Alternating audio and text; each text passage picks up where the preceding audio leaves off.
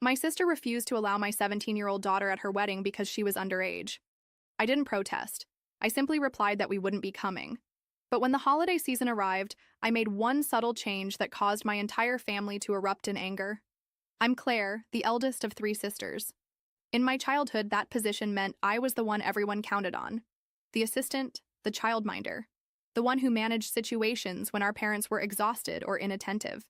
Initially, I didn't really object. That was simply how things were. Tessa, being the middle child, was the entertainer, the spotlight seeker. Rachel, the youngest, was the pampered one. She could do anything without consequences. I was the one tidying up after everyone. When I grew up and became a parent myself, the dynamic shifted slightly, but not significantly. I adopted my daughter Maya when she was 3. She had these profound, contemplative eyes and this reserved manner of examining the world, as if she was still uncertain about trusting it. I recall the first occasion she addressed me as Mom. I sobbed in my vehicle after leaving her at preschool. From day one, I vowed she would never experience rejection within my family. Not ever again. But despite my efforts, I couldn't fulfill that promise. Tessa became engaged last spring. Grand announcement, impressive ring, elaborate Instagram caption. Naturally, I offered congratulations. Maya even crafted a card for her, cut out small wedding bells and attached them with excessive glitter. Tessa remarked it was nice, then abandoned it in her car's back seat. I discovered it there a fortnight later, partially crumpled beneath a coffee cup. Nevertheless, Maya was thrilled about the wedding. She began browsing dresses online and wondering whether to style her hair up or down. I could sense her apprehension, yet hopefulness. She wanted to be part of it. Then the invitation arrived in our mailbox. It was one of those luxury types, thick paper, golden edging, the kind probably costing more than my monthly utilities.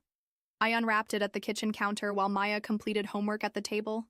The standard information: venue, attire requirements, response card, website. And then I noticed it. Adults only, 18 plus, strictly enforced, no exceptions. I perused it twice, thinking perhaps I'd overlooked something, but I hadn't. Maya observed my expression. Before I could speak, she glanced up from her notebook and asked, "She doesn't want me there, does she?" I explained, "It's an adults-only wedding." She remained silent momentarily, then questioned, "Is it because I'm adopted?" That question fractured something within me. She expressed it so matter-of-factly, as if it were merely a reality she'd come to terms with. I assured her, absolutely not. Yet I understood what she meant. It wasn't the first such occurrence. Not precisely this, but other incidents. More subtle ones. Slippery remarks. My mother once introduced Maya as Claire's girl, never our granddaughter. Tessa referred to her as your daughter, as if discussing a neighbor's child. There were occasions during family celebrations when Maya would volunteer to assist in the kitchen, and nobody would even acknowledge her. I attempted to believe it was unintentional, that they had no ulterior motive.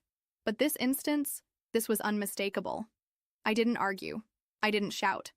I simply went online and selected not attending. No explanation. Just no.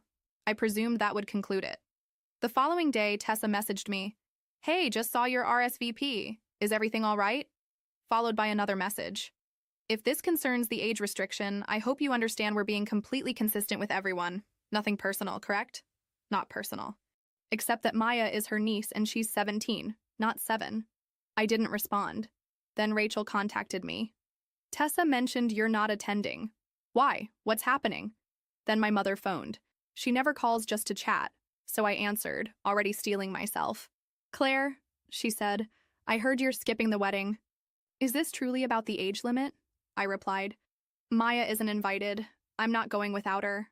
She's nearly 18. My mother said. "It's not as if she's a small child. She's family." There was silence. "Don't penalize your sister over this. It's just one evening." I didn't debate. I simply stated, "We're not coming," and ended the call. That should have been the conclusion. But then came the group messages, the blame, the barely concealed remarks. "Rachel, can't believe you're creating such drama over one policy. You always have to stir up trouble. Maya's not the only one excluded. This isn't about her. You're making it about her."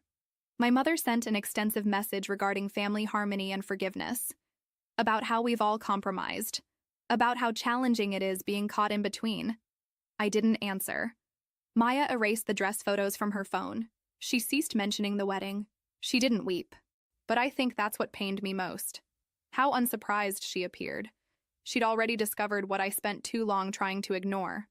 So when Christmas approached and nobody had apologized or even mentioned it, I made a quiet decision. I didn't invite them. No major declaration, no confrontation. Just silence. And that's what truly angered them. If you'd questioned me a decade ago about my vision of motherhood, I would have mentioned birthday celebrations, untidy embraces, sparkles on the rug.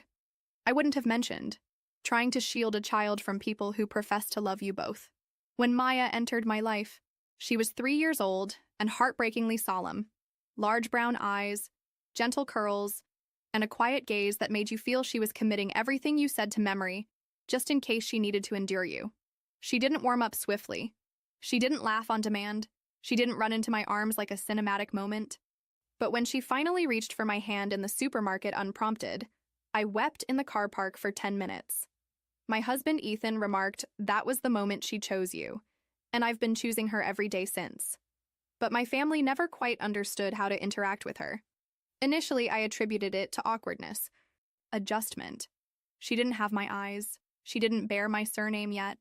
She didn't join conversations at festivities the way other children did. But it extended beyond that. It was how my mom referred to her as the little one instead of Maya. How Tessa once inquired, "Are you going to tell her she's adopted when she's older?" while Maya was present. How Rachel's children received Easter baskets from our parents with personalized names, while Maya got a generic one with a Happy Spring label. It wasn't blatant. It was more subtle than that, softer, easier to dismiss if you wished to. But Maya perceived it. She always perceived it. I tried to be understanding. I truly did. I explained, I redirected, I gave them the benefit of doubt. When Maya was 6, she informed my dad she aspired to be an artist. He smiled and said, "You'll need something more practical than that."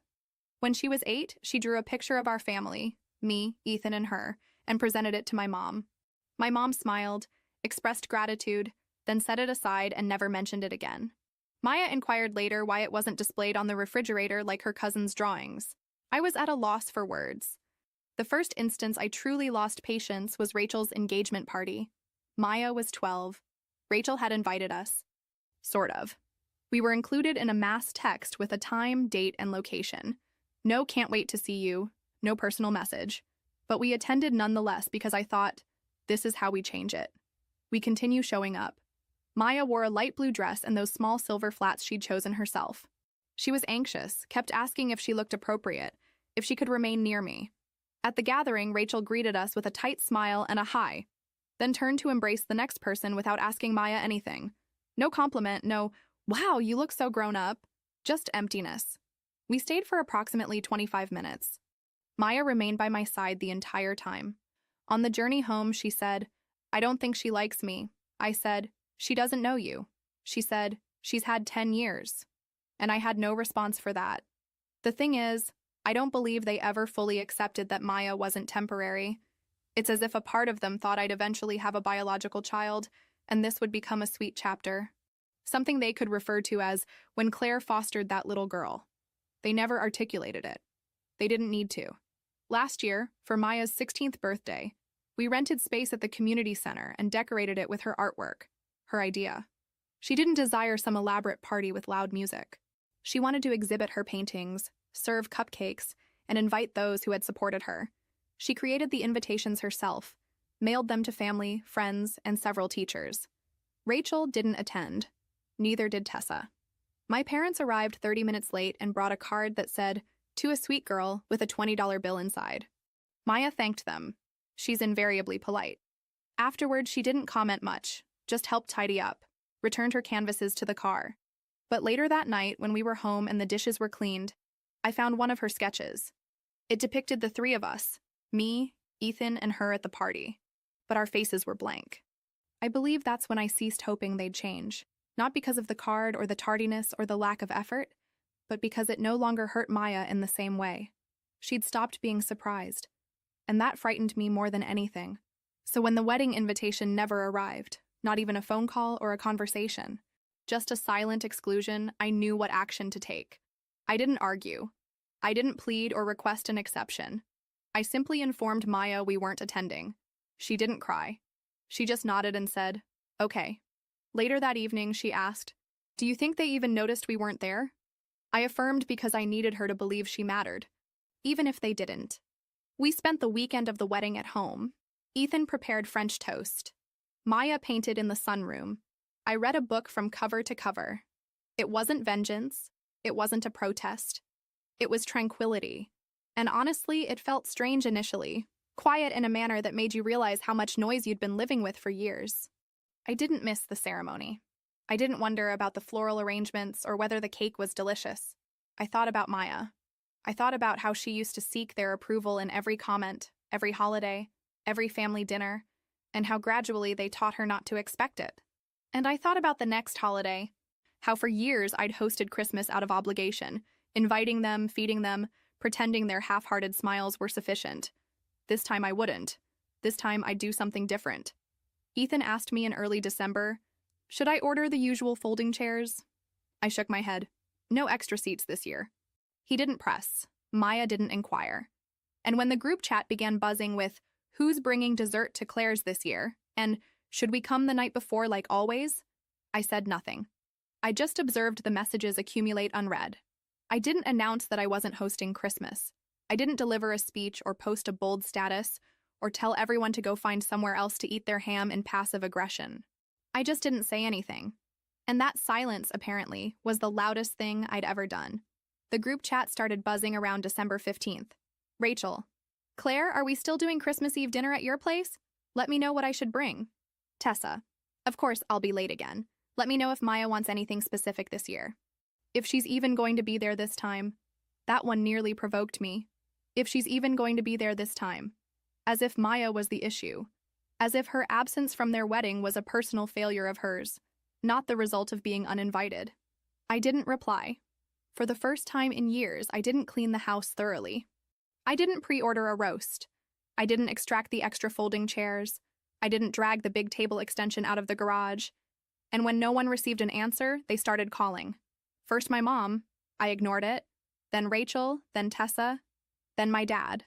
Left a message. "Claire, we just want to know what's happening. Your mother's upset. It's not too late to do the right thing." The right thing? As if hosting people who excluded my daughter was the right thing. As if feeding them would mend what they refused to acknowledge. We didn't host anyone that year. Instead, Ethan and I made lasagna in pajamas while Maya baked sugar cookies in shapes that barely maintained their form. We stayed home, watched films, opened our gifts early. We laughed more than we had in months, felt normal in a way our holidays never had before. No one walked carefully. No one had to interpret pointed comments. No one became silent when Maya entered the room. It was just us. And that's when the messages began to change. December 26th, Tessa in the group chat: "I just think it's sad. We've all tried to welcome Maya, but Claire has made it impossible to connect with her." Rachel: "I mean, if you sever ties with family every time there's a disagreement, you'll end up alone." Dad: "The way you're handling this is cruel." "I'm sorry, but it is." My mom sent me a photo of the Christmas tree at their house with the caption, "It wasn't the same without you. Maya would have loved her gifts." I didn't reply because they weren't gifts for Maya.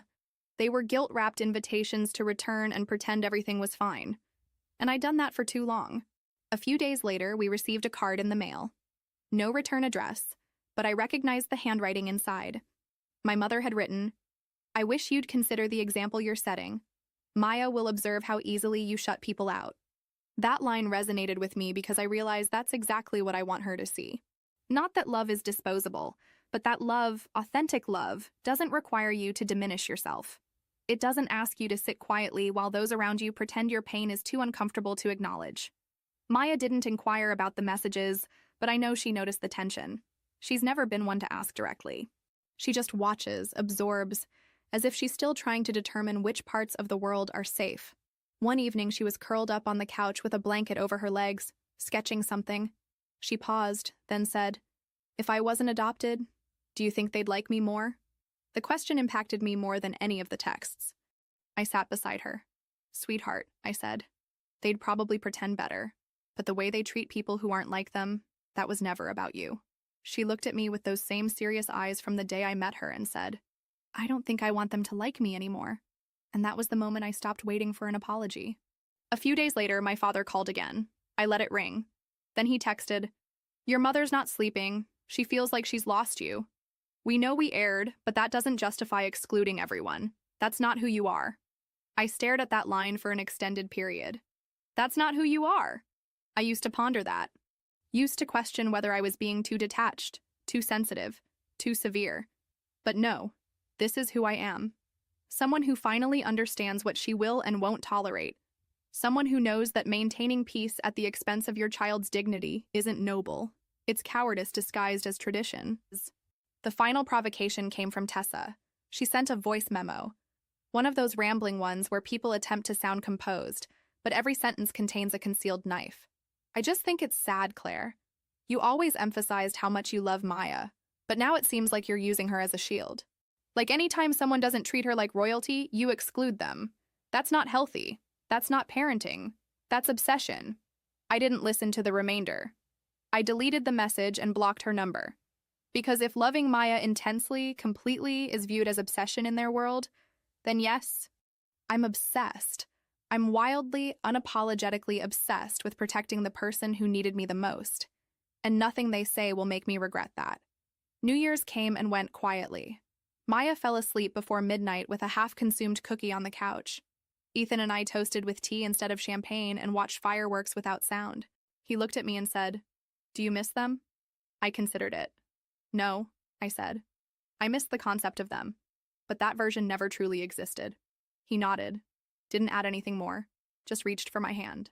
I don't know what will occur next. I'm certain they'll continue trying. People like that don't depart silently. There will be more texts, more posts. Perhaps one of them will appear at Maya's graduation next year behaving as if nothing happened. But I've made my decision. There's no major confrontation imminent, no dramatic showdown, just quiet distance. And sometimes that's the most powerful choice of all. It happened on a Thursday, cold, overcast, quiet. I had just returned from work, still wearing my coat, when the doorbell chimed. I wasn't expecting visitors. Ethan was working late. Maya was upstairs preparing a portfolio project for her college applications. I opened the door and there they stood. My parents, on my porch as if it was still 2007, and we were pretending nothing ever went awry. My mom had a plastic container in her hands. I believe they were oatmeal cookies, her specialty.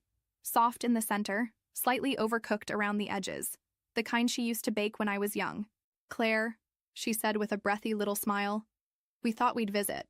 I didn't respond immediately, just stared at the container in her hands as if it might be rigged. My dad shifted beside her. "Can we enter? Just for a moment?" "No," I said. There was a pause. Surprise perhaps, but not long enough to matter. My mom attempted to recover with another warm tone. "We just wanted to talk. Things became heated, but we're still your family." She offered the cookies like a peace offering. I didn't accept them. That's when the smile began to waver. "You don't have to behave like this," she said, her voice tightening. "We know it's been difficult, raising a teenager, pushing everyone else away," my dad added. "We tried to be patient, we gave you space. But this? You're going to lose your real family over a girl who's going to depart in a few months?" My stomach tightened. "She's 17, my mom said softly. "She'll go to college soon. And then what? You'll be alone. You'll regret this." I could hear the subtext. This wasn't about reconciling. This was about control. And then my mother said it. The thing I believe she'd always believed fundamentally. "I'm sorry, Claire, but she's not blood. She's not really one of us." She said it gently, as if doing me a favor, as if she expected me to nod and say, "You're right." I lost perspective. Instead, I inhaled deeply, stepped back, and said, "You need to leave immediately." My dad appeared taken aback. "Claire?" "No," I said more loudly. "You don't get to arrive here with cookies and pity and act like this is kindness. You don't get to insult my daughter to my face and then wonder why I'm not inviting you in. You're going to regret this," my mom repeated, her voice breaking now. "When she leaves you, when she forgets about you, you'll understand. Our door will remain open. You'll return. You'll realize we were correct." I didn't respond. I didn't need to. I closed the door, secured it, and leaned against it until I couldn't hear their footsteps anymore. I informed Maya the next day. I wasn't going to. I didn't want her to bear their toxicity, but I've never deceived her. Not about anything significant. She sat very still while I told her what they said about her leaving, about not being blood, about me returning one day. She didn't cry, but I could see it in her hands, how tightly she clasped them in her lap, how her shoulders stiffened. They truly believe I'll abandon you? She said. No, I said. They hope you will. That way I'll need them again. She nodded slowly. They don't get to hope things about me, she said. I thought that would conclude it. I should have known better, because a week later my cousin Sarah forwarded me an email that Rachel had sent to the extended family. It was lengthy, rambling, passive-aggressive in the way only Rachel could achieve. But the message was clear. She told them I had deserted the family for a girl who manipulated her way into Claire's life and isolated her from everyone else. She implied Maya had been difficult, distant, and ungrateful, that my relationship with her was unhealthy, that I was obsessed with protecting her from imaginary slights. It was repulsive. And worse, it was effective. People began reaching out. Aunt Linda texted me asking if I was all right. Uncle John called Ethan, asking if I was experiencing a breakdown. My second cousin Chloe left a comment on one of Maya's art posts. You're very fortunate, don't forget who provided you a home. Maya saw it. I witnessed her seeing it. And that was the final straw. I didn't compose a response. I compiled a dossier, screenshots, messages, photographs, every ignored invitation, every exclusion, every receipt. I wrote a letter. Not emotional, not angry, just facts. I sent it to the extended family only once, with the subject line, for those who wanted the complete story. I didn't request sides. I didn't demand apologies. I simply provided them with the truth. Some replied, some didn't. A few quietly unfriended Rachel. A few didn't believe a word I stated. It was inconsequential because I wasn't doing it for them. I was doing it for Maya, so she'd never question whether she imagined it, so she'd never ask again. Do you think they'd like me if I was blood? After that, I blocked everyone who attempted to argue, everyone who said, but maybe if you'd just discussed it. Everyone who thought maintaining peace was more important than protecting a child from emotional abuse disguised as family tradition. We never heard from them again, not directly. I'm certain they still discuss us. I'm certain I'm the anecdote they relate at parties when someone mentions estranged children. I'm certain Maya's name is still spoken in tight, judgmental tones. Let them talk. They forfeited their right to know her. Fast forward. Maya's in college now. Art program. Top of her class. She still calls me every night. Not out of obligation, just habit. She sends images of her sketches. Sometimes she requests my opinion. Sometimes she just wants to say goodnight. When I left her at her dormitory, she embraced me for a full minute and whispered, I'm not going anywhere. She meant physically, perhaps, but I knew what she truly meant. People say you can't choose your family. I did. I chose her. Over blood, over guilt, over years of learned silence. And if they still believe I'll return one day, let them wait. Sometimes I still reflect on that moment on the porch. My mother offering those cookies as if they could undo years of silence. As if sugar could repair what they never had the courage to express aloud. And occasionally, late at night, I wonder if I overreacted, if I should have tried harder, remained quieter, been more forgiving. But then I remember Maya's expression when I told her, they don't get to treat you like that. I remember how firmly she hugged me when she departed for college. I remember that I promised her something no one ever promised me growing up, that I'd choose her every time. Do you think I did the right thing? Share your thoughts below. And if you want more stories like this, remember to subscribe.